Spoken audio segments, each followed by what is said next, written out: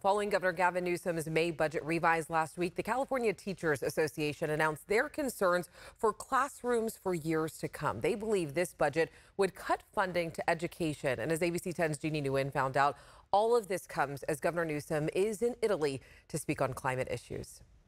An assault on public school funding. That's the reaction from the president of the California Teachers Association following Governor Gavin Newsom's revised state budget.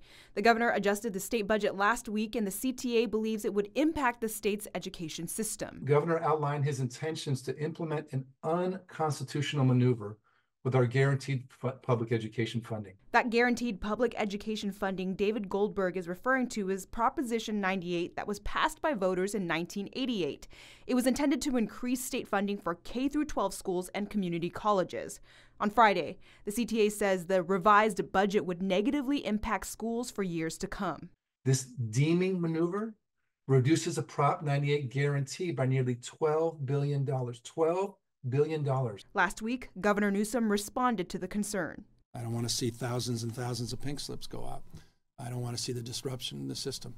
But we respectfully disagree with that position. Meanwhile, the Legislative Analyst's Office says the governor's budget actually addresses an estimated $55 billion deficit, larger than the $27.6 billion he discussed last week. The nonpartisan policy advisor says the May revise actually helped close the deficit with adjustments made to education.